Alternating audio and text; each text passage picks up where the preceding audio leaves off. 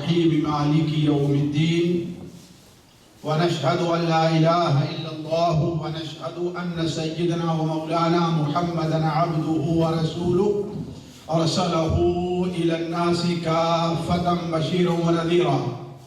أما بعد فإن خير الحديث كتاب الله وخير الهدي هدي محمد صلى الله عليه وسلم وشر الأمور محدثاتها وكل محدثة بدعة وكل بدعة ضلالة وكل ضلالة في النار. أعوذ بالله السميع العليم من الشيطان الرجيم. بسم الله الرحمن الرحيم. واضرب لهم مثلا أصحاب القرية إذ جاءها المرسلون إذ أرسلنا إليهم اثنين فكذبوهما فعززنا بثالث فقالوا إنا إليكم مرسلون قالوا ما أنتم إلا بشر مثلنا وما أنزل الرحمن من شيء إن أنتم إلا تكذبون قالوا ربنا يعلم إنا إليكم لمرسلون وما علينا إلا البلاغ المبين قالوا إنا تطيرنا بكم لئن لم تنتهوا لنرجمنكم وليمسنكم منا عذاب أليم قالوا طائركم معكم أئن ذكرتم بل أنتم قوم مسرفون وجاء من أقصى المدينة رجل يسعى قال يا قوم اتبعوا المرسلين اتبعوا من لا يسألكم أجرا وهم مهتدون وما لي لا أعبد الذي فطرني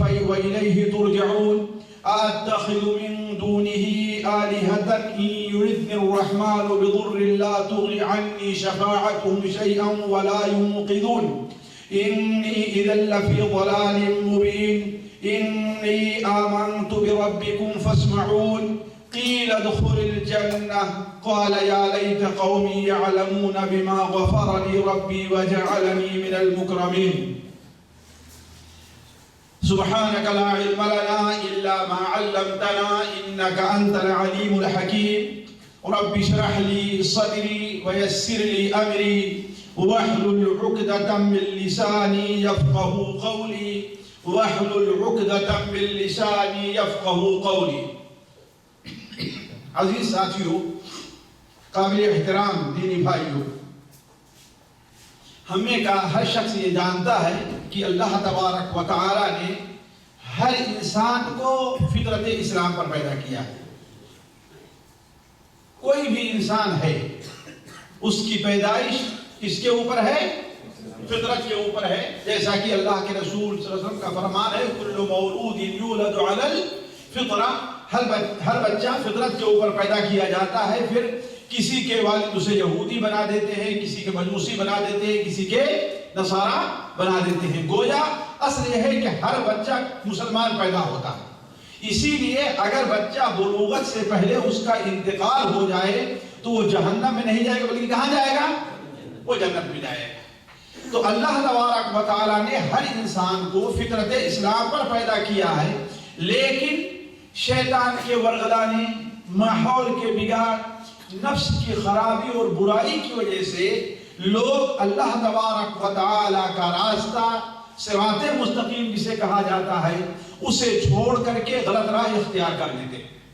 اور بسا اوقات ماحول کے لحاظ سے، جہالت کے لحاظ سے یا غلط راستہ بتانے والوں کے لحاظ سے صراط مستقیم اس قدر ان کے سامنے سمجھیے کہ اندھیرا صراط مستقیم اندھیری راہ بن جاتی ہے کہ وہ سیدھے راستے پر نہیں آتے بلکہ جس غلط راستے پر چلتے رہتے ہیں اسی کو حق اور سچا سمجھتے ہیں. آج کتنے لوگ ہیں جو غیر اللہ سے عبادت طلب کر رہے ہیں، غیر اللہ کی مدد طلب کر رہے ہیں، غیر اللہ سے.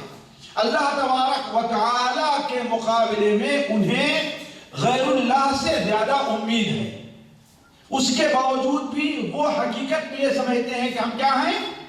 حق کے اوپر. اسی چیز کی اصلاح کے لیے اللہ تبارک و تعالیٰ نے اس دنیا میں نبیوں اور رسولوں کا سلسلہ رکھا ہے کہ لوگوں کو سیدھے راہ پر لے کر کے چلیں.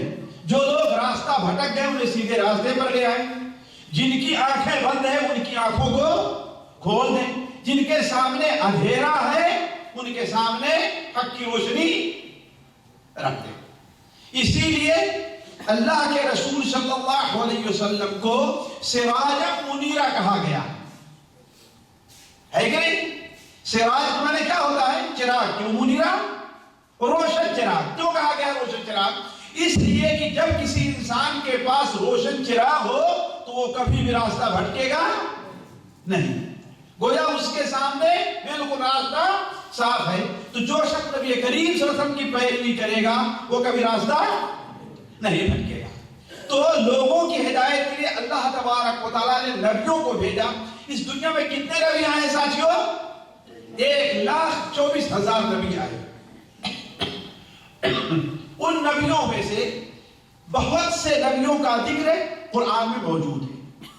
بعض کا ذکر اللہ کے رسول صلی اللہ علیہ وسلم کے حدیثوں سے ملتا ہے. کچھ نبی ایسے ہیں کہ جن کا ذکر قرآن مجید میں بڑی تفصیل کے ساتھ آیا ہے.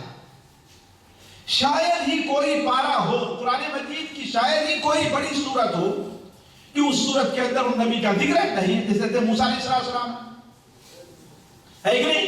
جن نبیوں کا ذکر قرآن مجید اور حدیثوں میں بکثرت ہے. حضرت ابراہیم علیہ السلام، حضرت عیسیٰ علیہ السلام، حضرت ہود اور حضرت صالح، ان لوگوں کا ذکر قرآن مجید میں بکثرت آیا ہوا. کچھ نبی ایسے ہیں جن کا ذکر قرآن مجید میں صرف ایک بار یا 2 بار یا 3 ہی بار آیا ہوا. البتہ ان کے بارے میں بڑی تفصیل ہے. مثال کے حضرت یوسف علیہ السلام ہیں، ان کا ذکر قرآن مجید کے صرف 30 سورتوں میں ہے. 2 جگہ تو ان کا صرف نام ہی ہے. البتہ ایک سورت ہی مکمل ان کے قصے کے اوپر اللہ تعالیٰ نے نازل فرمائی. کچھ نبی اور رسول قرآن مجید میں ایسے ہیں جن کا صرف نام ہے، ان کے بارے میں اور کوئی خبر اطلاع نہیں ہے کہ وہ کہاں کے رہنے والے تھے، ان کے لوگ ان پر ایمان لے آئے کہ نہیں ایمان لے آئے، کتنے لوگ ہیں، کوئی اس کی خبر نہیں. صرف قرآن مجید میں ان کا نام آیا ہے بس. جیسے ذوالکفل ہے، جیسے ذوالکفل ہے، یسع ہے، حضرت ادریس ہے. ان لوگوں کے بارے میں کوئی تفصیل قرآن مجید میں نہ موجود ہے نہ ہی حدیث میں موجود ہے. البتہ ہم یہ ایمان لے آتے ہیں کہ اللہ تعالیٰ کے نبی ہیں، اللہ کے بھیجے ہوئے ہیں. اللہ تبارک و تعالیٰ نے انہیں لوگوں کی ہدایت کے لیے اور اپنی توحید کو لوگوں میں عام کرنے کے لیے بھیجا ہے نا. بلکہ تعجب یہ ہے، دیکھیں بعض نبی ایسے ہیں اور رسول ایسے ہیں قرآن مجید میں کہ ان کا نام نہیں ہے بلکہ ان کا قصہ موجود ہے. یعنی سمجھ رہے ہیں نا، قرآن مجید میں ان کا نام نہیں ہے لیکن ان کا قصہ قرآن مجید میں موجود ہے. یہ قصہ کس جگہ پیش آیا، کس قوم کا ہے، اس کی کوئی خبر نہیں. صرف ان کا قصہ قرآن مجید کے اندر کیا ہے آیا ہوا. انہی میں سے کچھ رسول ہیں جن کا ذکر سورہ یاسین کے اندر ہے. اس میں سورہ یاسین میں جس سورت کی ہمارے اور آپ کے یہاں بڑی اہمیت ہے کہ نہیں. بہت سے لوگ ہیں ان کے جو ہے قرآن مجید میں کچھ بھی یاد نہ ہو لیکن سورہ یاسین، وہ پورا قرآن مجید ان کے پاس نہ ہو لیکن جز یاسین، حزب یاسین ہے نا. حالانکہ حقیقت یہ ہے ساتھیوں، قرآن مجید کی سورہ یاسین ایک اہم سورت ہے، بڑی پیاری سورت. یہی کیا کم ہے کہ قرآن مجید کا ایک حصہ ہونے کا شرط اسے حاصل ہے. لیکن کسی بھی صحیح حدیث میں سورہ یاسین کی کوئی فضیلت ثابت نہیں. بسا اوقات بہت سی چیزیں ایسی مشہور ہو جاتی ہیں جن کی کوئی حیثیت نہیں رہتی ہے، کوئی اہمیت ثابت نہیں رہتی ہے. تو سورہ یاسین بھی بدقسمتی سے ہمارے یہاں بڑی شہرت رکھتی ہے. بلکہ کم سے کم تو اتنا تو سب کو معلوم ہے کہ اگر کسی کا انتقال ہونے لگے تو وہاں پر کیا پڑھو، اتنا سب کو معلوم ہی نہیں معلوم ہے. پورا قرآن چھوڑ دیا جائے گا، ہے کہ نہیں؟ سورہ بقرہ جو اتنی اہم سورت ہے اسے چھوڑا جائے گا، سورہ فاتحہ جو سب سے افضل سورت ہے اسے، لیکن کیا پڑھا جائے گا؟ سورہ یاسین۔ حالانکہ اس سلسلے میں جو حدیث آئی ہے وہ سخت ضعیف ہے۔ وہ کیا ہے؟ ضعیف ہے۔ تو کہنے کا مطلب یہ ہے کہ سورہ یاسین کے اندر کچھ رسولوں کا ذکر ہے جو اس دنیا میں آئے، البتہ یہ ہے کہ ان کے بارے میں کسی بھی قسم کی کوئی تفسیر ہمیں معلوم نہیں ہے۔ اللہ تبارک و تعالیٰ ان کا ذکر قرآن مجید، لیکن ہمارا یہ ایمان ہے کہ اللہ تبارک و تعالیٰ نے قرآن مجید میں ان کا ذکر کیا ہے، تو وہ فعلاً کسی جگہ پر آئے ہیں، کوئی قوم تھی اور بڑی قوم تھی، اسی لیے اللہ تبارک و تعالیٰ نے ان کے پاس ایک رسول نہیں پہلے 2 رسول بھیجا، پھر جب 2 رسولوں کی بات قوم نہیں مانی تو ان کے لیے 3را رسول بھیجا۔ اس قوم میں کتنے رسول آئے؟ اس کا مطلب کوئی چھوٹا گاؤں نہیں رہا ہوگا، ہے کہ نہیں؟ 100 200 300 400 1500 لوگ نہیں رہے ہوں گے، ورنہ 1500 لوگوں کی رہنمائی میں 3 رسول بھیجے جائیں، سوچنے کی بات ہے۔ اس کا مطلب ہی کوئی بہت بڑی قوم رہی ہوگی، کوئی بہت بڑا شہر رہا ہوگا، اور شہر کے لوگ گمراہی میں گویا اپنی حد کو پہنچے رہے ہوں گے کہ ان کی ہدایت کے لیے اللہ تبارک و تعالیٰ نے ایک نہیں 2 نہیں بلکہ کتنے 3 رسولوں کو بھیجا، اور انہی کا ذکر سورہ یاسین میں دوسرے رکوع سے شروع ہوتا ہے، دوسرے رکوع سے شروع ہوتا ہے۔ وَاضْرِبْ لَهُمْ مَثَلًا أَصْحَابَ الْقَرْيَةِ إِذْ جَاءَهَا الْمُرْسَلُونَ۔ اے محمد صلی اللہ علیہ وسلم، یہ مکہ کے لوگ جو آپ کو جھٹلاتے ہیں، آپ پر ایمان نہیں لے آتے، آپ کی مخالفت پر تلے ہوئے ہیں، آپ کا مذاق اڑاتے ہیں، تو آپ اس سے پریشان نہ ہوئیے۔ آپ سے پہلے بھی بہت سے رسول آئے ہیں جنہیں جھٹلایا گیا ہے۔ تو وَاضْرِبْ لَهُمْ مَثَلًا أَصْحَابَ الْقَرْيَةِ، کسی قریہ کا، یہاں گاؤں نہیں مراد ہے، کوئی بڑا شہر، جیسا کہ آگے والی آیت پتہ چلے گا، اس سے مراد کیا ہے؟ کوئی بڑا شہر ہے۔ تو کیا وَاضْرِبْ لَهُمْ مَثَلًا أَصْحَابَ الْقَرْيَةِ إِذْ جَاءَهَا الْمُرْسَلُونَ۔ ساتھیوں، ان کے قصے کا خلاصہ کیا ہے؟ اس لیے کہ اگر میں آیت پڑھ کر کے تفسیر کرنے لگوں گا تو وقت بہت ہو جائے گا۔ خلاصہ کیا ہے؟ کوئی بڑا شہر تھا، بڑی آبادیوں کے اوپر وہ مشتمل تھا۔ جب اس شہر کے لوگوں نے اللہ تبارک و تعالیٰ کی راہ چھوڑ کر کے شیطان کی راہ اختیار کی، تو اللہ تبارک و تعالیٰ نے ابتدا میں ان کی ہدایت کے لیے 2 رسولوں کو بھیجا۔ جس طریقے سے بنو اسرائیل کے پاس 2 رسول کون آئے تھے؟ حضرت موسیٰ اور حضرت ہارون۔ ایسے ہی ان کے پاس آئے، البتہ ان رسولوں کا نام معلوم نہیں۔ ان رسولوں نے ان کو ہدایت کے راستے پر لانا چاہا، ان کو دعوت دی، سیدھے راستے پر لانا چاہا، لیکن ان کی بات ماننے کے لیے وہ تیار نہیں ہوئے۔ تو اللہ تبارک و تعالیٰ نے ان کے مدد کے لیے ان دونوں رسولوں کی تائید کے لیے ایک 3را رسول بھی بھیج دیا۔ ساتھیوں، یہ کون سا گاؤں ہے، کون سا شہر ہے؟ بات آپ ہو سکتا ہے قرآن کی قرآنی قصے جو لکھے گئے ہیں وہ کی تفسیر پڑھیں تو آپ کہا جائے گا شہر انطاکیہ وغیرہ ہے، لیکن یہ بات صحیح نہیں ہے۔ اصل چیز یہ ہے کہ قرآن نے جہاں جس کا نام نہیں لیا ہے، حدیث شریف میں جب اس کا نام نہیں لیا گیا ہے تو ہم بھی اس کا نام نہیں۔ بعض اسرائیلی روایات میں آتا ہے کہ وہ شہر انطاکیہ شام اور ترکیہ کے بارڈر پر ایک بڑا پرانا شہر ہے، یہ انطاکیہ۔ اور بعض روایات پر چلتا ہے کہ یہ لوگ اللہ کے رسول نہیں تھے، حضرت عیسیٰ علیہ السلام کے بھیجے ہوئے لوگ تھے، لیکن حقیقت یہ ہے کہ قرآن مجید میں کیا کہا گیا ہے؟ رسول کہا گیا۔ قرآن مجید میں رسول کس کو کہتے ہیں؟ جسے اللہ تعالیٰ لوگوں کی ہدایت کے لیے بھیجتا ہے۔ تو اصل یہ ہے کہ اللہ کے رسول تھے، جب 2 رسولوں کی بات ماننے کے لیے وہ لوگ تیار نہیں ہوئے تو اللہ تبارک و تعالیٰ نے ان کی مدد کے لیے ایک 3را رسول بھیجا، اور ان رسولوں نے کیا کہا؟ فَقَالُوا إِنَّا إِلَيْكُمْ مُرْسَلُونَ، اے لوگو ہم تمہارے پاس اللہ تبارک و تعالیٰ کے پیغمبر ہیں، اللہ کا پیغام لے کر کے آئے ہیں۔ لیکن ان لوگوں نے کیا کہا؟ مَا أَنْتُمْ إِلَّا بَشَرٌ مِثْلُنَا، بس تمہیں رہ گیا رسول آنے کے لیے، تمہیں بچے ہو اللہ تعالیٰ تمہیں رسول بنا کے بھیجے۔ اللہ اگر کسی کو رسول بنا کر کے بھیجنا ہوتا تو فرشتوں کو بھیجتا، یا وہ لوگ بڑے کسی ملک کے مالک ہوتے، ان کے ساتھ ان کی خدمت کے لیے فرشتے آتے، انہیں بازار جانے کی، انہیں سودا صرف لینے کی خود آپ کرنے کی ضرورت نہ پیش آتی۔ اس لیے کیا کہا کہ ہم تم کو جھوٹا مانتے ہیں، ہم تمہیں اللہ کا رسول تسلیم نہیں کرتے۔ لیکن رسولوں نے کیا کہا؟ کہا کہ ربنا یعلم انا الیکم لمرسلون وما علینا الا البلاغ المبین۔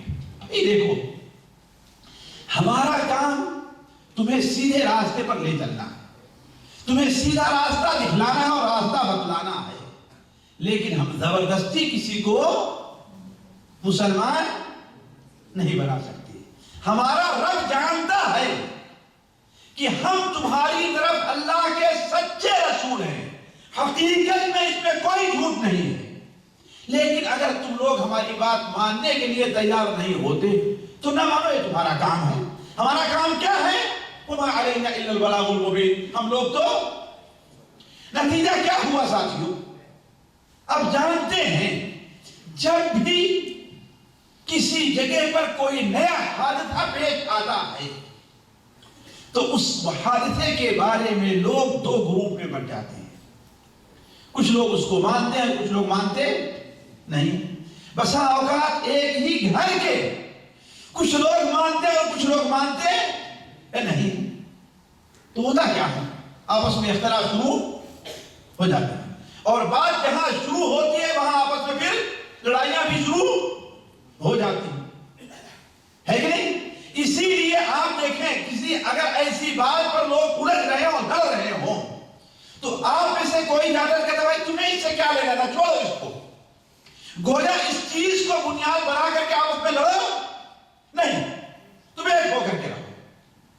بلکہ بسا اوقات یہ ہوتا ہے کہ جب کوئی نبی اس دنیا میں آتا ہے اور نبی اپنا پیغام اپنی امت تک پہنچاتا ہے اور وہ لوگ ماننے کے لیے تیار نہیں ہوتے تو اللہ تبارک و تعالیٰ کی آزمائش کے لیے، ان کو ڈرانے کے لیے، ان کو دھمکانے کے لیے، ان کو متنبہ کرنے کے لیے اپنا کوئی ہلکا پھلکا عذاب بھی نازل کرتا ہے۔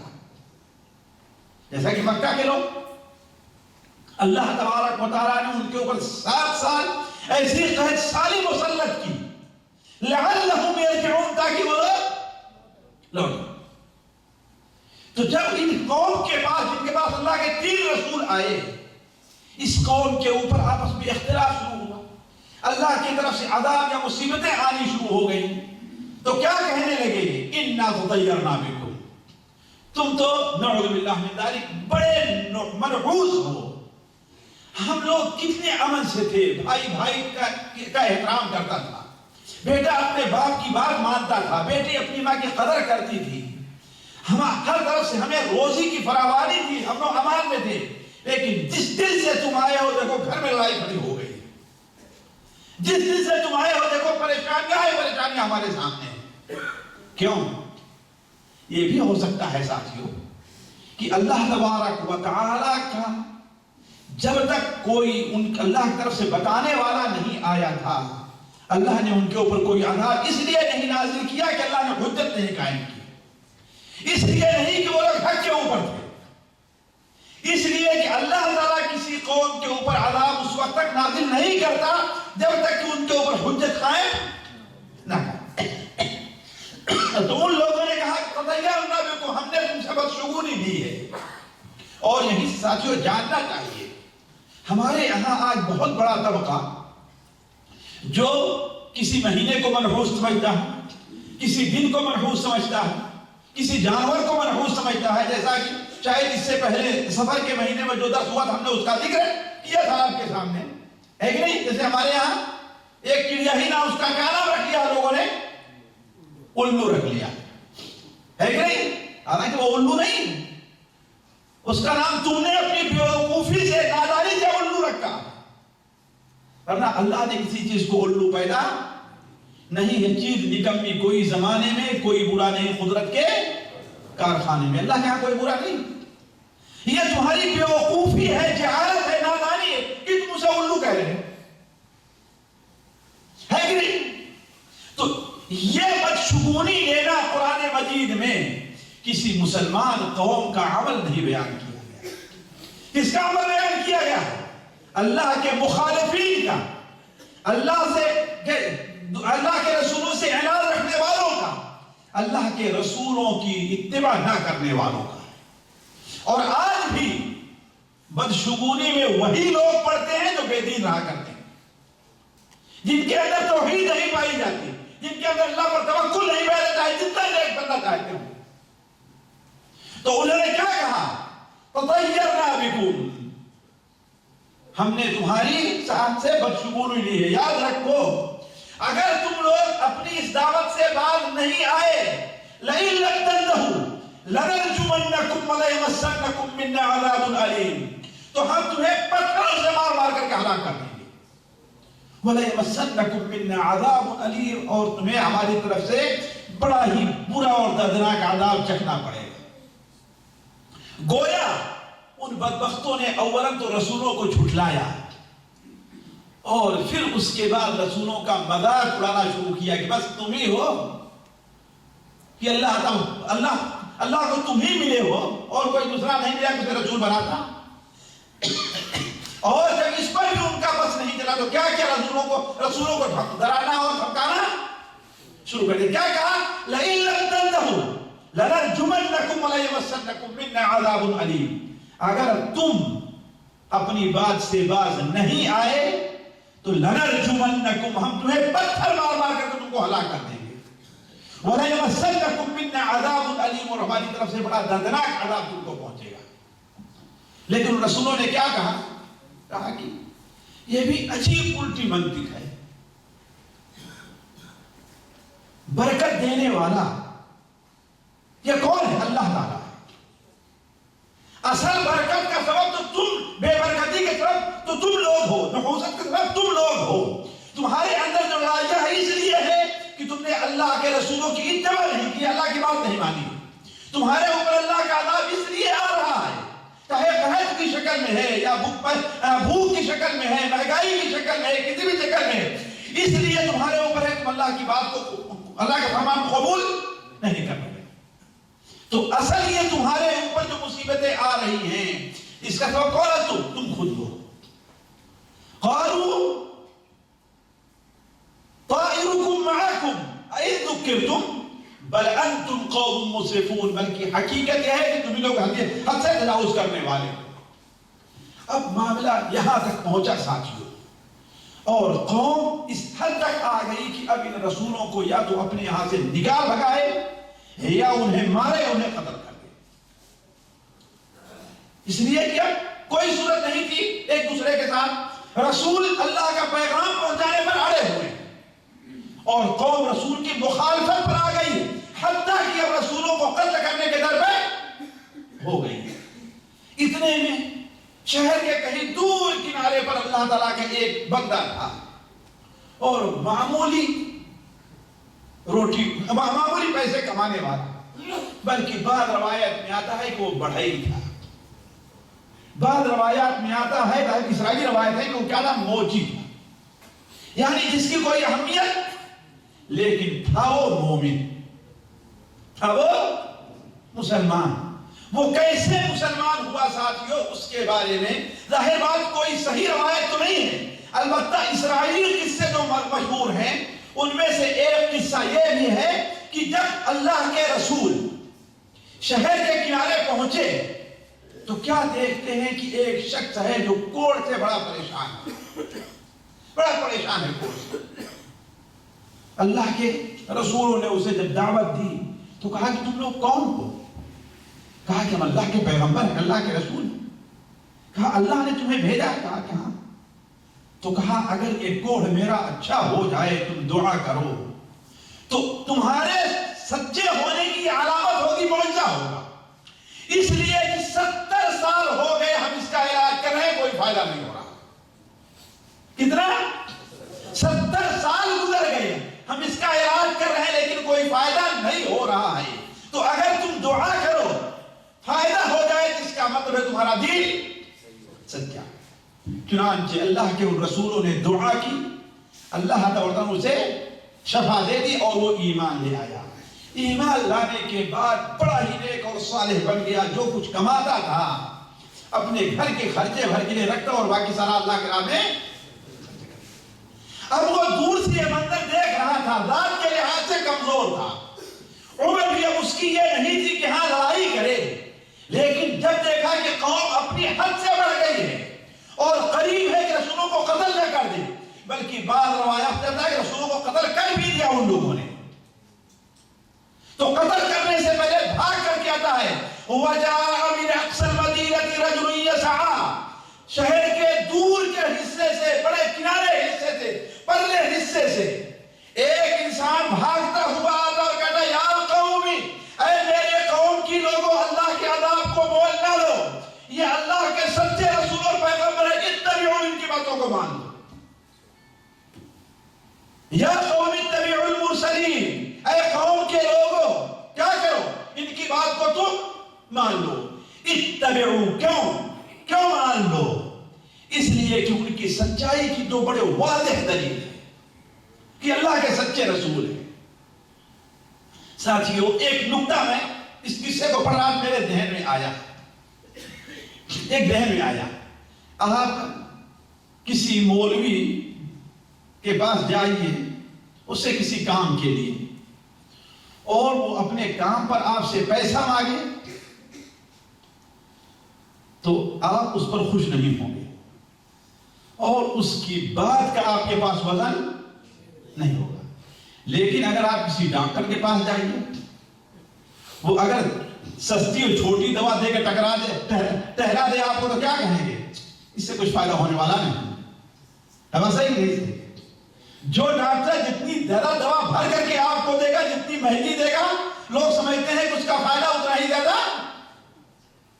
ہے کہ نہیں؟ یہ دیکھیے معیار ہے، یہ معیار دیکھیے۔ تو اس اللہ کے بندے نے کہا کہ ان کی سچائی کی دو بڑی واضح دلیل ہے۔ ایک دلیل تو یہ ہے کہ یہ اپنی ذات کے لحاظ سے بڑے ہی سیدھے سادھے نیک اور صالح ہیں۔ جب تم سے تمہارے دنیاوی معاملات میں جھوٹ نہیں بولتے تو نعوذ باللہ من ذالک اللہ کا نام لے کے جھوٹ کیسے بولیں گے؟ ذرا سوچیں۔ اور یہ رسول کی صداقت پر بڑی اہم دلیل ہے۔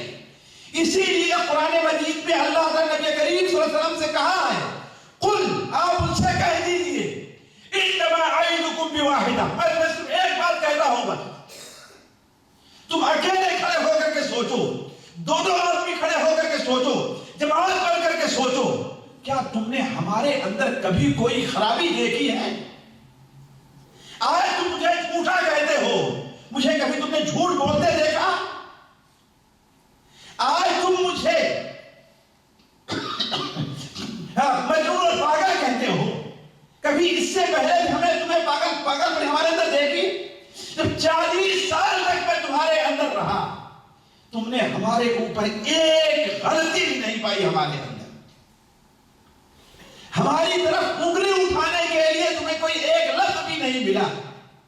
تو جو 40 سال انسانی زندگی کو عمر کا بہترین حصہ ہوتا ہے، جب ہم سے کوئی غلطی نہیں ہوئی، ہم نے جھوٹ نہیں بولی ہے، کسی کی خیانت نہیں کی ہے، تو آج اس عمر میں پہنچ کر کے اللہ کا نام لے کے میں جھوٹ بولوں گا؟ ذرا سوچو، ہم سے کیسے ہو سکتا ہے؟ تو کہا ایک قوم کے لوگوں ذرا یہ سوچو، یہ اللہ کے رسول سچے ہیں، جب دنیاوی معاملات میں جھوٹ نہیں بولتے ہیں تو اللہ کے اوپر جھوٹ بولنے کی ان کو کیا پڑے؟ ایک چیز۔ دوسری چیز جو سب سے واضح دلیل کے رسول ہونے کی ہے وہ یہ ہے کہ یہ بتاؤ تم سے اپنے اس کام کے اوپر کبھی کوئی معاوضہ طلب کیا ہے انہوں نے؟ اگر حکومت چاہتے ہوتے، اگر مالداری چاہتے ہوتے، اگر سرداری چاہتے ہوتے تو یہ واضح ہوتا کہ نہیں واضح ہوتا؟ کبھی تم سے کوئی مال مانگا؟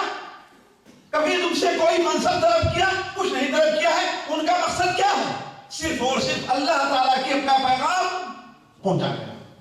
یا قوم اتبعوا المرسلین اتبعوا من لا يسألكم اجرا وهم مهتدون۔ اتبعوا، اتباع کرو ان رسولوں کی جو تم سے کوئی اجر اور معاوضہ نہیں طلب کرتے ہیں، وهم مهتدون، اور یہ بھی دیکھو وہ سچے اور سیدھے راستے پر ہیں، ان کی زندگی تمہارے سامنے ہے۔ لیکن قوم دنگ رہ گئی کہ اب تو ہمارا مسئلہ تین کے ساتھ تھا، کہ چوتھا کہاں سے آ گیا؟ لیکن اس وقت کو غنیمت سمجھا اس اللہ کے بندے نے، اس اللہ کے بندے نے، اور اللہ کا کی دعوت، اللہ کا پیغام پہنچانا چاہا لوگوں کا۔ اور منطقی لحاظ سے کیا کہتا ہے؟ اے لوگو وَمَا لِيَ لَا أَعْبُدُ الَّذِي فَطَرَنِي وَإِلَيْهِ تُرْجَعُونَ۔ اے قوم کے لوگو مجھے کیا ہو گیا؟ یہ نہیں کہتا تمہیں کیا ہو گیا ہے کہ نہیں؟ کبھی کبھار ہوتا یہ ہے کہ آپ کو کہنا رہتا ہے دوسرے سے کوئی بات، ہے کہ نہیں؟ تو بجائے اس سے کہنے پر کس سے کہتے ہیں؟ بغل والے سے کہتے ہیں نا؟ خود اپنے سامنے والے کو سمجھانا رہتا ہے، لیکن اس چیز کس پر لے لیتے ہیں؟ اپنے اوپر لے لیتے ہیں، اپنے اوپر لے لیتے ہیں۔ تو یہی اس نے استعمال کیا، یہ نہیں کہا کہ آخر تم اللہ کی عبادت کیوں نہیں کرتے، اللہ پر ایمان کیوں نہیں لاتے، یہ نہیں۔ اس نے کہا وَمَا لِيَ لَا أَعْبُدُ الَّذِي فَطَرَنِي وَإِلَيْهِ تُرْجَعُونَ۔ ہمیں کیا ہو گیا ہے، ہمارا کتنا نقصان ہے، یا ہم کتنی بڑی غلطی کے اوپر ہیں، اس بارے میں کہ اس ذات کی عبادت نہ کریں جس نے ہمیں پیدا کیا ہے۔ کیا مطلب تھا؟ ذرا سوچو، تمہیں پیدا کس نے کیا؟ یہ تو مانتے ہو کہ نہیں مانتے ہو؟ تمہیں زندگی کس نے دی ہے؟ یہ تو مانتے ہو نا؟ تمہارے لیے بارش کس نے بھیجی ہے؟ تو مانتے ہو کہ نہیں مانتے ہو؟ لہذا عبادت بھی کس کی کرنی چاہیے؟ اسی کی، اور رسول کی دعوت دینے آئے۔ تو وَمَا لِيَ لَا أَعْبُدُ الَّذِي فَطَرَنِي وَإِلَيْهِ تُرْجَعُونَ۔ اور یاد رکھو کہ اس دنیا میں تمہیں ہمیشہ نہیں رہنا، ہمیشہ نہیں رہنا، ایک نہ ایک دن اس کے بعد تمہیں، اور تم دیکھ رہے ہو ایک آدمی پیدا ہوتا ہے، جوان ہوتا ہے، بوڑھا ہوتا ہے، اور پھر چلا جاتا ہے دنیا سے، کہ کوئی ہمیشہ رہنے کے لیے آیا ہے۔ نوح علیہ السلام 1000 سال زندہ رہے، پھر دنیا سے گئے کہ نہیں گئے؟ صحیح بخاری شریف میں موسیٰ علیہ السلام کے پاس ملک الموت انسانی شکل میں آئے، اور کیا کہا کہ تمہاری روح قبض کرنے آئے ہیں۔ کہا کہ اچھا تمہاری وجہ ہے روح قبض کرنے آئے، مارا، ایک تھپڑ آنکھ باہر آ گئی، ایک تھپڑ لگایا اور آنکھ باہر آ گئی۔ ملک الموت اپنی آنکھ لے کر کس کے پاس پہنچے؟ اللہ کے پاس۔ کہا کہ اے رب آپ نے مجھے کس کے پاس بھیجا ہے؟ وہ تو مرنا چاہتا ہی نہیں۔ کہا مرنا نہیں چاہتا۔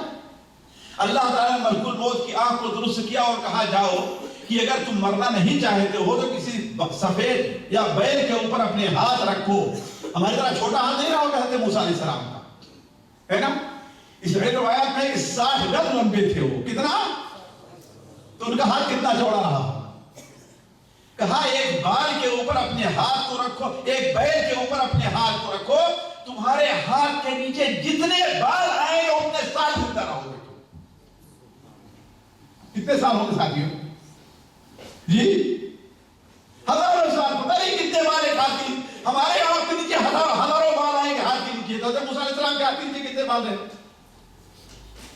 تو حضرت موسیٰ کا پھر ملک الموت آتے ہیں، تو حضرت موسیٰ کے اب سوچنے پر مجبور ہو گئے کہ صحیح ملک الموت ہے کیا؟ مسجدہ کوئی آدمی ایسا آیا ہوا میری روح قبض کرنا چاہتا ہے نا؟ تو کہا کہ اللہ تعالیٰ کہہ رہا ہے کہ اگر آپ مرنا بھی نہیں چاہتے ہیں تو کسی بیل کے اوپر اپنا ہاتھ رکھیے، جتنے بال آپ کے ہاتھ کے نیچے آئیں گے اتنے دن آپ زندہ رہیں گے۔ پھر موسیٰ علیہ السلام نے کہا پھر اس کے بعد؟ کہا اس کے بعد تو مرنا ہی ہے۔ تو کہا جب تب مرنا ہے تو آؤ ابھی میں روح قبض کر لو، ابھی مرنے کے لیے تیار ہو، ہے کہ نہیں؟ تو کوئی ہے جو مرنے کے لیے نہیں آیا ساتھیوں دنیا میں؟ تو اسی حقیقت کو واضح کیا. دو حقیقت ایمان لانے کے لیے اس نے سامنے رکھی. ایک حقیقت تو یہ ہے کہ اے لوگوں، جس نے ہم لوگوں کو پیدا کیا ہے وہی ہماری عبادت کا حقدار بھی ہے. جس کے اندر پیدا کرنے کی طاقت نہ ہو، افمن یخلق کمن لا یخلق، اسے تو اللہ فرماتا ہے کیا جو پیدا کرتا ہے اور جو پیدا نہیں کرتا دونوں برابر ہو جائیں گے؟ یہ کیسے ہو سکتا؟ تو کہا وما لی لا اعبد الذی فطرنی والیہ ترجعون. اور دوسری چیز، دنیا کا معاملہ یہی کھاؤ اور پیو مرو اور ختم ہو گئے، یہی پر نہیں. یہ جو کچھ یہاں پر کہہ رہے ہو اس کا جواب دینے کے لیے ایک دن تمہیں حاضر بھی ہونا ہے. تو ما لی لا اعبد الفطرنی والیہ ترجعون. اے سوچو، اتخذ من دونہ آلہۃ، کیا میں اللہ کو چھوڑ کر کے ایسے لوگوں کی عبادت کرنا شروع کر دوں کہ اگر اللہ تعالیٰ مجھے نقصان پہنچانا چاہے تو یہ سارے کے سارے مل کر کے بھی میری مدد نہیں کر سکتے. ساتھیو، یہ بھی نقطہ قرآن مجید میں بکثرت بیان ہوا کہ جو عبادت کرنے کے لائق وہی ہے جو پیدا کرتا ہے، عبادت کرنے کے لائق وہی ہے جو ہر چیز پر قادر ہے، عبادت کرنے کے لائق وہی ہے جو کسی کا محتاج جو سارے اسی کے محتاج ہے کہ نہیں؟ بڑی ساتھیوں بدقسمتی ہے ہماری. شاید میں پورے وضاحت نہ کر سکوں اس قصے کی، اس میں بہت سے دلائل بلکہ بہت سی عبرتیں ہمارے اور آپ کے لیے ہیں. بڑی بدقسمتی ہے کہ ایک آدمی کو ہم اپنے ہاتھ سے نہلاتے ہیں، اپنے ہاتھ سے کفناتے ہیں اور اپنے کندھوں پر لے جا کر کے قبر میں چند مٹی کے نیچے دفن کر دیتے ہیں اور پھر اسے جا کر کے اپنی بگڑی بنواتے. ذرا سوچیں، اللہ کی قسم پتہ نہیں کہ اس کی عقل ہے لوگوں کی، یہ ہے کہ عقلی شیطان نے دھوکے میں رکھا. ذرا سوچیں، اللہ کو چھوڑ کر کے جن کی عبادت کی جا رہی ہے ان میں سے کوئی ہے جو اپنے آپ کی قبر میں چلا گیا، اپنے آپ کا کفن پہنا ہے؟ کوئی مجبور تھا ہمیں ارے اور آج کا کہ ہم آپ سے قبر میں دفن کریں. تو کس قدر بدقسمتی ہے کہ ایک زندہ شخص جو ہے وہ مردوں کے سامنے جا کر اپنے ہاتھ کو پھیلا رہا ہے. ذرا سننے کا تو اس نے کیا کہا، اتخذ من دونہ آلہۃ، کیا اللہ کو چھوڑ کر کے میں ایسے لوگوں کو معبود بناؤں؟ ان یردنی الرحمن بضر لا تغنی عنی شفاعتهم شیئا، کہ اگر اللہ تعالی ہمیں نقصان پہنچانا چاہے تو ان کی شفاعت کسی کام آنے والی نہیں ہے، کسی کام ان کی شفاعت نہیں آئے گی. ولا ينقذون، نہ ہی وہ ہمیں اللہ کے عذاب سے چھٹکارا دلائیں گے. ساتھیو، اس کا یہ تقریر کرنا تھا کہ پوری قوم رسولوں کو چھوڑ کر کے اس پر پل پڑی.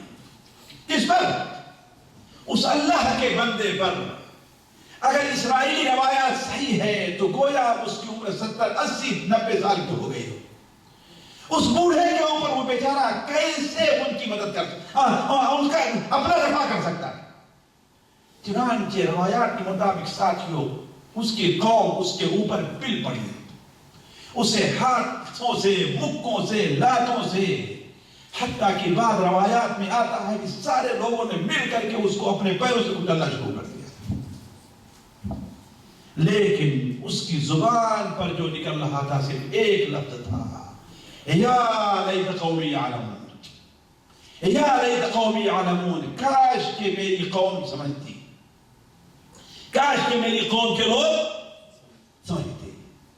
اور حضرت عبداللہ ابن عباس کا قول ہے کہ جب اس کی روح قبض کرنے کا وقت، روح نکلنے کا وقت آیا اور فرشتے اس کی روح جب نکالنے لگے اور اپنے مقام کو دیکھا کہ مجھے اللہ کیا مقام دے رہا ہے، کتنے اونچے مقام پر ہمیں اللہ تعالیٰ پہنچا رہا ہے، تو فوراً کہتا ہے یا لیت قومی یعلمون بما غفر لی ربی وجعلنی من المکرمین. کاش کہ میری قوم جان لیتی اللہ تعالیٰ میرے ساتھ کیا اچھا معاملہ کر رہا ہے کہ اللہ نے میرے گناہوں کو بخش دیا ہے، وَجَعَلَنِي مِنَ الْمُكْرَمِينَ، اور میرا مقام اپنے مقرب اور معزز بندوں کے اندر کیا ہے۔ یا لیت قومی یعلمون بما غفر لی ربی وجعلنی من المکرمین۔ اس طریقے سے اس کا تو خاتمہ ہو گیا، لیکن ظاہر بات ہے ساتھیوں، اللہ تعالیٰ کی ذات وہ ہے، حدیث شریف میں آتا ہے کہ میں اپنے بندوں کا انتقام لینے کے لیے، اپنے نیک بندوں کا بدلہ لینے کے لیے اسی طریقے سے غصے میں آتا ہوں جس طریقے سے وہ شیر اور شیرنی اگر کسی نے اس کے بچے کو پکڑ لیا ہے تو اس کا بدلہ لینے سے دوڑ پڑتی ہے۔ اسی لیے اللہ تعالیٰ فرماتا ہے اِنَّا لَنَنصُرُ رُسُلَنَا وَالَّذِينَ آمَنُوا فِي الْحَيَاةِ الدُّنْيَا وَيَوْمَ يَقُومُ الْأَشْهَادُ۔ ہم اپنے رسولوں کی اور اپنے نیک بندوں کی مدد کرتے ہیں، کب؟ اس دنیا میں بھی اور جب قیامت کے دن حاضر ہوں گے تب۔ اِنَّا لَنَنصُرُ رُسُلَنَا وَكَانَ حَقًّا عَلَيْنَا نَصْرُ الْمُؤْمِنِينَ۔ مسلمانوں اور مومن کی مدد ہمارے اوپر واجب اور حق ہے۔ چنانچہ جب قوم اس حد تک پہنچ گئی تو اللہ تبارک و تعالیٰ نے بھی انہیں بخشا نہیں، اللہ نے انہیں نہیں بخشا، اور نہ ہی اللہ تبارک و تعالیٰ کو انہیں عذاب دینے میں کوئی پریشانی اور مشقت اٹھانی پڑی نہیں۔ اللہ تعالیٰ فرماتا ہے وَمَا أَنزَلْنَا عَلَىٰ قَوْمِهِ مِن بَعْدِهِ مِن جُندٍ مِّنَ السَّمَاءِ وَمَا كُنَّا مُنزِلِينَ۔ ان کی اسی قوم کے اوپر جب اسے قتل کر دیا ہے تو ہمیں نے نہ کوئی آسمان سے فوج بھیجی ہے اور نہ ہمیں فوج بھیجنے کی ضرورت بھی تھی۔ إِذْ كَانَتْ إِلَّا صَيْحَةً وَاحِدَةً فَإِذَا هُمْ خَامِدُونَ۔ بس آسمان سے ایک چیخ آتی ہے، بس آسمان سے زور کی ایک آواز آتی ہے، بس ایک زور کا جھٹکا آتا ہے، بس کہ دیکھتے ہی دیکھتے سارے کے سارے خاموش ہو گئے۔ إِذْ كَانَتْ إِلَّا صَيْحَةً وَاحِدَةً فَإِذَا هُمْ خَامِدُونَ۔ تھوڑی دیر میں کیا ہو گئے؟ سارے کے سارے ٹھنڈے پڑ گئے۔ ساتھیوں، یہ قصہ ہے جو قرآن مجید کی سورت کے اندر بیان ہوا ہے۔ یہ قصہ ساتھیوں صرف قصہ بیان کرنا میرا مقصد نہیں ہے، لیکن صرف مقصد یہ تھا کہ ہم اس سورت کو اتنی اہمیت دیتے ہیں، لیکن اس سورت کے اندر بہت سے عبرت و نصیحت جو پوشیدہ ہے، آیا ہم اس کے اوپر توجہ دیتے کیوں نہیں؟ مثال کے طور پر ہم یہ دیکھیں ساتھیوں کہ ہمیں اس سے کیا سبق ملتا ہے۔ پہلی چیز یہ ہے کہ دعوت کے کام کے لیے ہمیں تگ و کرنا چاہیے، دعوت کے کام کو چھوڑنا نہیں چاہیے۔ یہ نہیں سوچنا چاہیے کہ ہم تو کم علم ہیں، یہ نہیں سوچنا چاہیے کہ ہم تو غریب ہیں، یہ نہیں سوچنا چاہیے کہ ہم تو ذات کے لحاظ سے پچھڑے ہوئے ہیں، یہ نہیں سوچنا چاہیے۔ سوچنا یہ چاہیے کہ اللہ نے ہمارے اوپر کیا ذمہ داری رکھی ہے۔ ہر انسان اپنی استطاعت کے مطابق اس کے اوپر فرض ہے کہ وہ دعوت اور تبلیغ کا کام کرے۔ جو انسان زبان سے کر سکتا ہے وہ زبان سے کرے، جو مال سے کر سکتا ہے وہ مال سے کرے، جو اپنے ہاتھ سے کر سکتا ہے اپنے ہاتھ سے کرے۔ لیکن کسی کے لیے یہ جائز نہیں ہے کہ وہ اللہ کے دین کی تبلیغ سے پیچھا چھڑائے نہیں۔ ذرا دیکھیں، یہ ایسا شخص دور کا رہنے والا تھا، ایک معمولی آدمی تھا، معمولی پیسے والا تھا، لیکن جب اس نے دیکھا کہ اب ہمارے لیے بولنا ضروری ہو گیا ہے، اللہ کے دین کی مدد کرنا، اللہ کے رسول مدد کرنا ہمارے اوپر ضروری ہو گیا ہے، تو سارا کاروبار چھوڑ کر کے وہ کیا ہے آگے بڑھتا ہے، حتیٰ کہ اپنی جان کی پرواہ نہیں، اپنی جان کو اللہ کے لیے قربان کر دیتا ہے۔ اسی لیے نبی صلی اللہ علیہ وسلم کا فرمان ہے جاہدوا المشرکین باموالکم وانفسکم والسنتکم، مشرکین سے جہاد کرو، اپنے مال سے، اپنی جان سے اور اپنی زبان سے، ہے کہ نہیں؟ تو ہر انسان مالدار ہے تو، غریب ہے تو، بہت بڑا علم رکھنے والا ہے تو، چھوٹے علم رکھنے والا ہے تو، اس لیے ذرا سوچئے اس نیک بندے کا علم ان رسولوں کے مقابلے میں کتنا رہا ہوگا؟ کچھ بھی نہیں رہا، کہ بڑا علم رہا ہوگا اس کا، کوئی نہیں رسولوں کے مقابلے میں. لیکن یہ نہیں سوچا کہ اللہ کے رسول ہے، لوگ کس کی بات نہیں مانتے، ان کی نہیں، تمہاری کیسے مانیں گے؟ یہ حجت نہیں ہے، بالکل غلط بات ہے. ہر انسان کے اوپر فرض ہے کہ جتنی بات جانتا ہے اللہ کی، وہ اللہ کے بندوں تک وہ بات پہنچائے. تھوڑا جانتا ہے یا زیادہ جانتا ہے، اللہ تعالیٰ ہر ایک سے اس کے علم، اس کی وسعت کے مطابق اللہ تعالیٰ اس سے سوال کرے گا قیامت کے لیے کہ تم نے جو علم سیکھا تھا اس کے مطابق تم نے کہاں تک عمل کیا ہے. اور عمل میں دعوت کا کام بھی صرف نماز پڑھنا نہیں، بلکہ نماز کی دعوت دینا بھی عمل میں داخل ہے. آج بس میں تو کہنے کا مطلب کوئی یہ نہ سمجھے کہ یہ لوگ مولوی کی بات ہے تو ہماری بات مانیں. بسا اوقات اللہ تبارک و تعالی ایک مولوی نہیں ہوتا، عام آدمی ہوتا ہے، اس کی زبان میں، اس کے کام میں وہ برکت دیتے ہیں جو مولوی کام میں برکت نہیں دیتے. بس صحیح نہیں صحیح تھا. اور اللہ تعالی بسا اوقات لوگوں کو ایک عام علم رکھنے والے کے مقابلے میں بڑی ہدایت دے دیتا ہے. دور نہ جائیے، ہمارے نبی صلی اللہ علیہ وسلم کے اوپر سب سے پہلے ایمان لانے والے کون ہیں؟ حضرت ابو بکر، جس دن سے ایمان لے آئے ہیں اپنے آپ کو اللہ اور اس کے رسول کے وقف کر دیا ہے. آپ دیکھیں تو ان دنوں میں، جن دنوں میں اللہ کے رسول پوشیدہ طور پر دعوت دیا کرتے تھے، زیادہ تر لوگ حضرت ابو بکر کی دعوت ہی پر مسلمان ہوئے. خاص طور پر آپ دیکھیں جو عشرہ مبشرہ ہیں، سعد بن ابی وقاص، طلحہ، زبیر، یہ کون لوگ؟ یہ سارے کے سارے حضرت عبداللہ نے حضرت ابو بکر کی دعوت پر مسلمان ہوئے. تو کہنے کا مطلب یہ نہیں کہنا چاہیے کہ ہاں بھائی ہم تو عالم نہیں ہیں، ان کے مقابلے ہماری کیا حیثیت ہے. وہ اللہ کا بندہ ایک عام آدمی تھا، موچی تھا، نجار تھا، کہا جاتا اس کا نام حبیب تھا.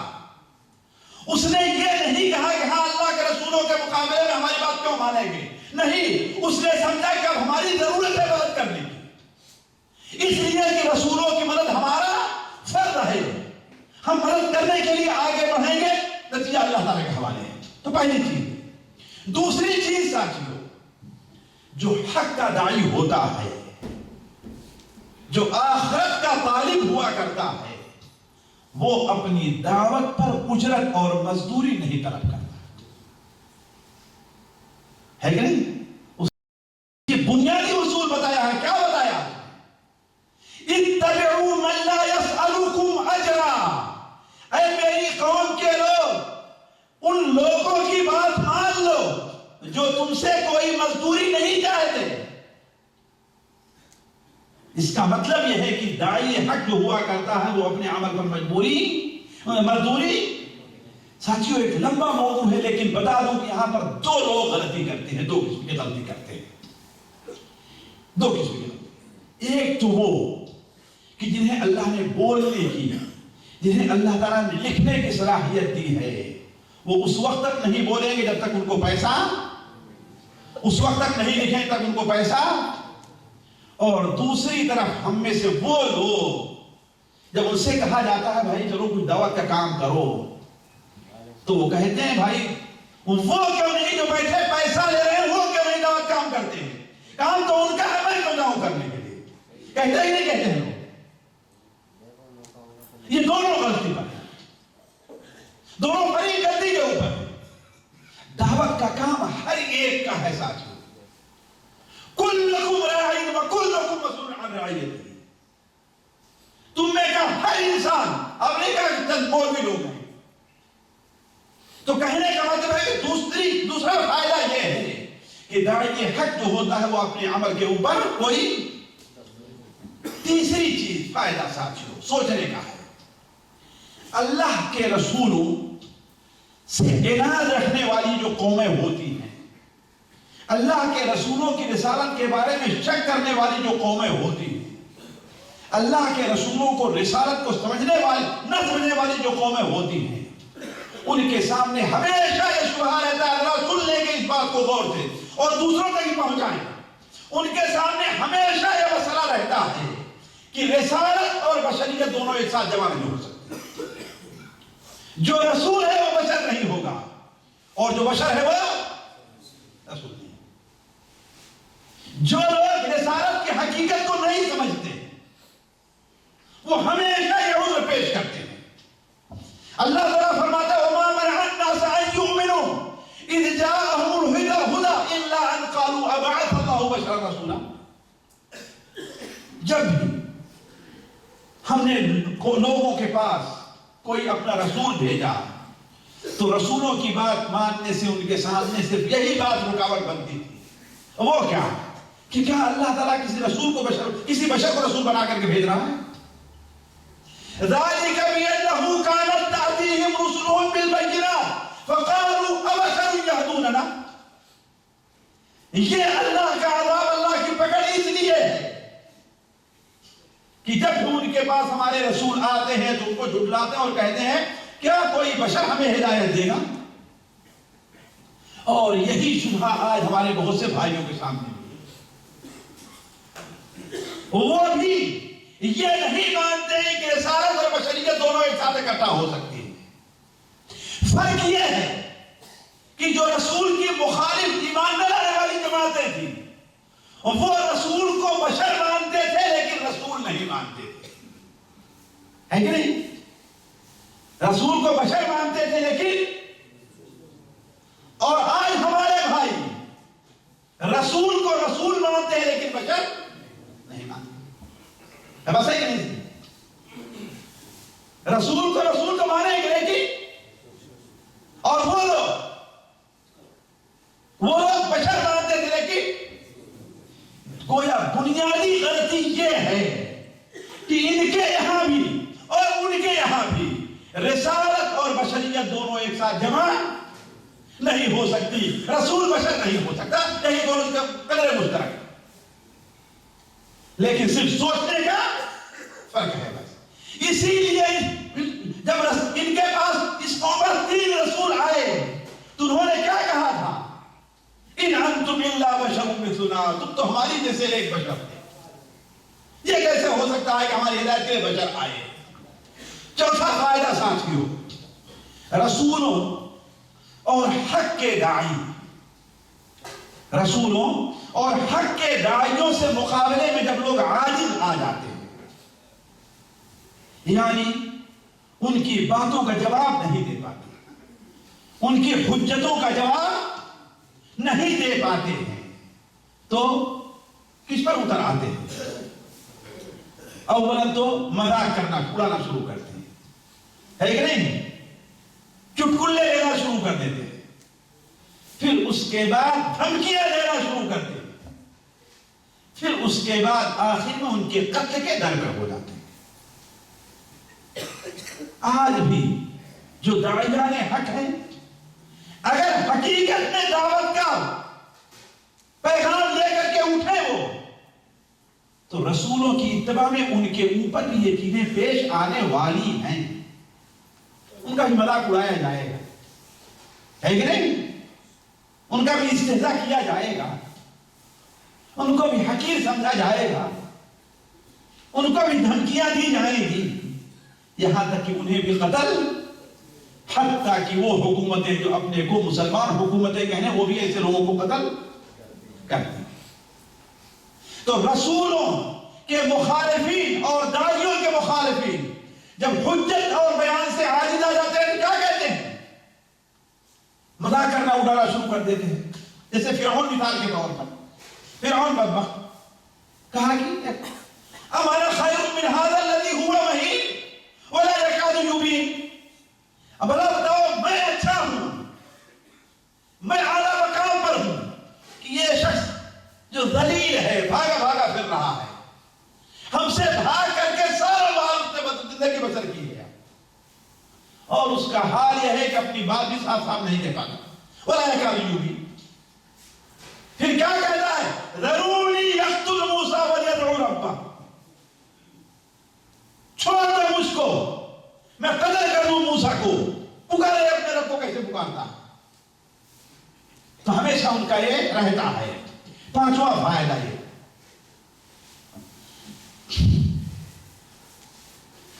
حق کے جو داعی ہیں دعوت کے کام سے انہیں کبھی بھی پیچھا نہیں چھڑانا چاہیے، کبھی بھی نہیں چھڑانا چاہیے.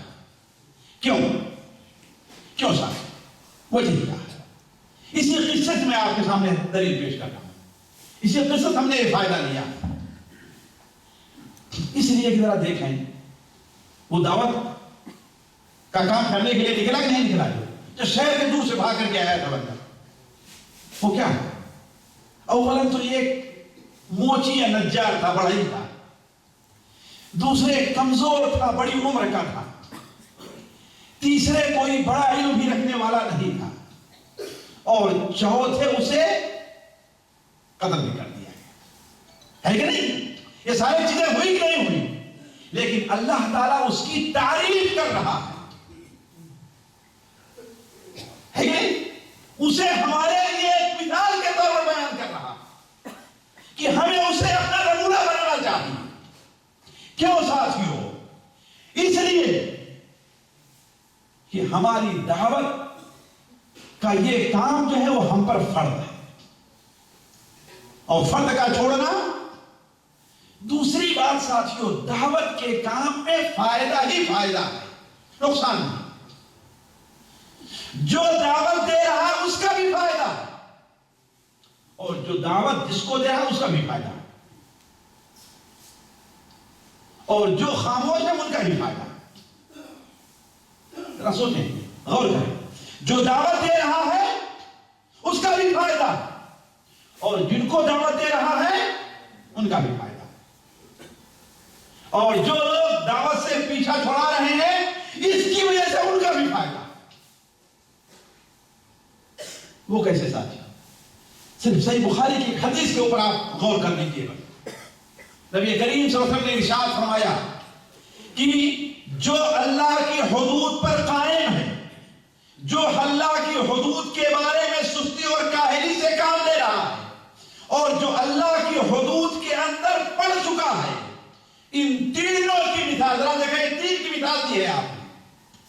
مسند احمد، سنن ترمذی، صحیح بخاری شریف حضرت نعمان ابن بشیر سے روایت پر ہوئی ہے.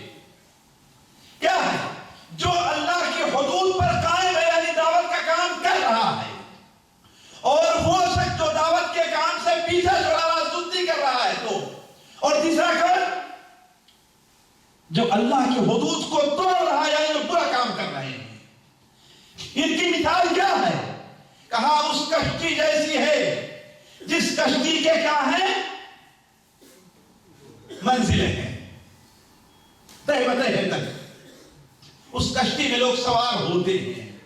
قرآن اندازی سے کسی کے حصے میں نیچے کا حصہ آتا ہے اور کسی کے اوپر کا حصہ آتا ہے. تو جو لوگ نیچے ہیں ان کو جب پانی کی ضرورت پڑی تو اوپر جانا پڑتا ہے، تو کسی کے پاس سے گزرتا ہے، کسی کو پیر لگتا ہے، پانی لے کر گئے، کسی کے اوپر پانی گر جا رہا ہے نا. تو ان لوگوں نے کہا کہ بلا وجہ ہم کیوں کسی کو تکلیف دیں. ذرا دیکھ لیجیے، آج یہ حجت ہمارے اندر، یہ علت ہمارے اندر پائی جاتی ہے. ہم کیوں کسی کو تکلیف دیں؟ ہم ایسا کرتے ہیں کہ اسی تھوڑا سا سوراخ کر لیتے ہیں اپنے حصے. ہم اپنے حصے پہ کریں کسی کیا لینا دینا. جیسے آپ لوگ کہتے ہیں نا، ٹھیک ہے میں نماز نہیں پڑھوں تو میرا معاملہ ہے، آپ کو کیا لینا دینا. کہتے ہیں نہیں کہتے؟ بھائی میں اپنے کمرے میں ہوں، اپنے کمرے میں چاہے جو دیکھوں، ٹی وی دیکھوں، آپ کیا لینا دینا. بالکل وہی منطق ہے کام کر رہی. آپ فرمائے کہ یہ تین قسم کے لوگ ہیں. جب وہ لوگ یہ سوراخ کرنے کا ارادہ کرتے ہیں تو اگر کچھ لوگ کھڑے ہو کر کے ان کو روکتے ہیں، ان کا ہاتھ پکڑ لیتے ہیں، تو پورے کشتی والے نجات پا جائیں گے. اور اگر ان کا ہاتھ نہیں پکڑتے ہیں تو سارے کے سارے ڈوب جائیں گے. تو اسی لیے ہم نے کہا جو دعوت کا کام کرتا ہے اس کا فائدہ ہے، کتنا بڑا اجر ملنے والا ہے۔ وَمَنْ أَحْسَنُ قَوْلًا مِّمَّنْ دَعَا إِلَى اللَّهِ وَعَمِلَ صَالِحًا وَقَالَ إِنَّنِي مِنَ الْمُسْلِمِينَ۔ اس سے بہتر مقام والا کون ہو سکتا ہے؟ اس سے بہتر بات کرنے والا کون ہو سکتا ہے؟ جو کیا کہتا ہے مِّمَّنْ دَعَا إِلَى اللَّهِ، جو اللہ کی طرف لوگوں کو پکارتا ہے، اس سے بہتر اور کون؟ اس میں مؤذن بھی داخل ہے ساتھیوں۔ مؤذن بننے میں ہمیں شرم آتی ہے، حالانکہ مؤذن سے بہتر بات کرنے والا اور کوئی نہیں ہو سکتا ہے کہ اللہ کے دین کی طرف بلا رہا ہے کہ نہیں؟ اسی لیے حضرت عمر رضی اللہ عنہ نے فرمایا تھا کاش کہ میرے اوپر یہ حکومت کی باری کا بوجھ نہ ہوتا تو میں اذان دیتا، اس لیے کہ اذان میں کتنا بڑا اجر ہے۔ اور آج ہم مؤذن کو کوئی اہمیت ہی نہیں دیتے، ہے کہ نہیں؟ حالانکہ مؤذن کتنے اونچے مقام کا ہے۔ قیامت کے دن سب سے اونچی قدر کس کی ہوگی؟ مؤذن کی ہوگی کہ اے لوگوں دیکھو، دنیا میں تم انہیں حقیر سمجھتے تھے، آج اللہ نے ان سے اونچا مقام دیا۔ تو کہنے کا مطلب یہ ہے ساتھیوں، جو دعوت کا کام کرنے والا خود اس کا فائدہ ہے، اور جس کو دعوت دے رہا ہے خود اس کو بھی فائدہ ہے۔ اسی لیے نبی صلی اللہ علیہ وسلم کیا بیان فرمایا؟ اس ذات کی قسم جس کے قبضے میری جان ہے، تم بھلائی کا حکم دو، برائی سے روکو، ورنہ اللہ تعالیٰ آپ کی طرف سے کوئی عذاب جب نازل کرے گا تم دعائیں کرو گے، تمہاری دعا قبول نہیں ہوگی۔ ساتھیوں اس کے علاوہ دوسرا فائدہ سب سے کیا ہے؟ سب سے فائدہ یہ ہے کہ اگر آپ کو تکلیف پہنچتی ہے، اگر آپ قتل کر دیے جاتے ہیں، اب وہ کتنا اونچا مقام ملنے والا ہے رسول، ایک عیدہ پر آپ کتنا مقام ملنے والا ہے رسول۔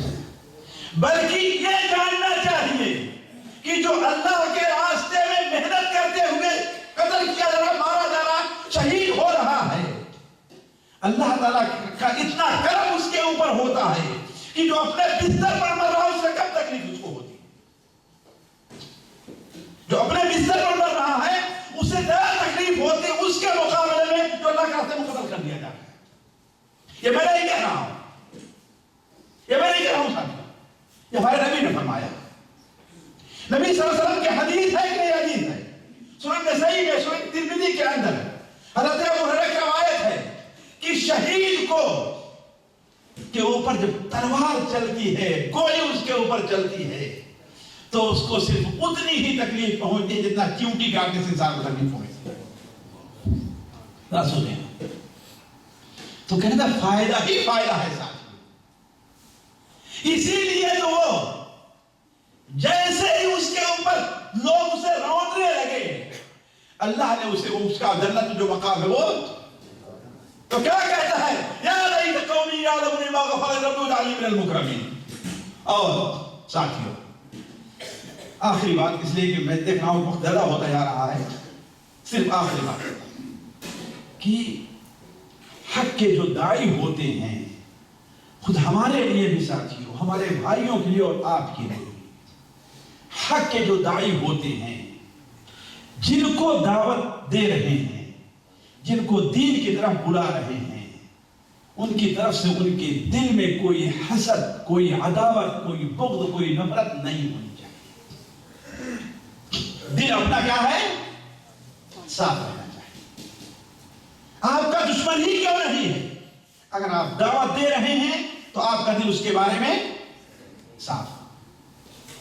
ذرا دیکھیں یہ اللہ کا بندہ، قوم نے اس کے ساتھ کیا معاملہ کیا، کتنا برا معاملہ کیا، لیکن مرتے دم تک کہتا ہے یا لیت قومی یعلمون، کاش کہ میری قوم جان جاتی کہ اس عمل میں کتنا فائدہ ہے، ساتھوں کتنا فائدہ ہے۔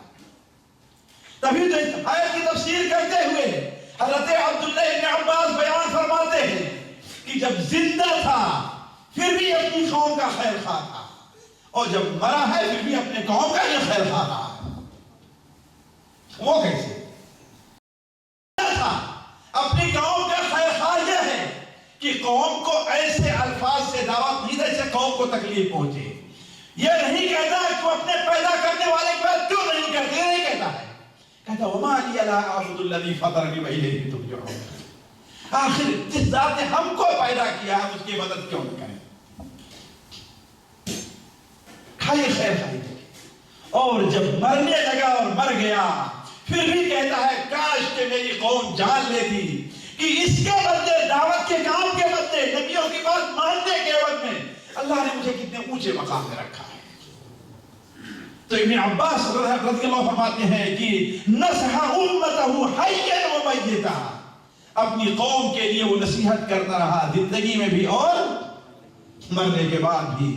ساتھیوں اس قصے کے اندر اور بھی بہت سے فائدے ہیں، بلکہ اگر قصہ چھوڑ کر صرف فائدے ہی پر نظر کیا تو اس کے لیے ایک لمبا وقت چاہیے، بس اسی پر اکتفا کرتے ہیں۔ اللہ تعالیٰ سے دعا ہے کہ اللہ تعالیٰ ہمیں اور آپ کو اپنے راہ کا داعی بنائے ساتھیوں، اللہ دعوت کا کام کرنے والا بنائے، اخلاص کے ساتھ دعوت کام کرنے والا بنائے۔ اللہ تعالیٰ ہمیں نبیوں کی اطاعت اور اتباع کا حکم دے، اللہ کی توفیق عطا فرمائے۔ اللہ تعالیٰ ہم میں سے ہر شخص کو برے اخلاق اور بری باتوں سے محفوظ رکھے۔ اللہ تعالیٰ ہمارا اور آپ کا یہاں پر جمع ہونا قبول فرمائے۔ یہاں جمع ہونے کی برکت سے اللہ تعالیٰ ہمارے اور آپ کے لیے تمام گناہوں کو بخش دے۔ اللہ تعالیٰ ہم میں سے جو لوگ محتاج ہیں ان کی محتاجی کو دور فرما دے، جو لوگ بیمار ہیں اللہ تعالیٰ انہیں شفا عطا فرمائے، جو لوگ کسی پریشانی میں مبتلا ہیں اللہ تعالیٰ ان کی پریشانیوں کو دور فرمائے۔ سبحانک اللہم و بحمدک اشہد ان لا الہ الا انت استغفرک و اتوب الیک۔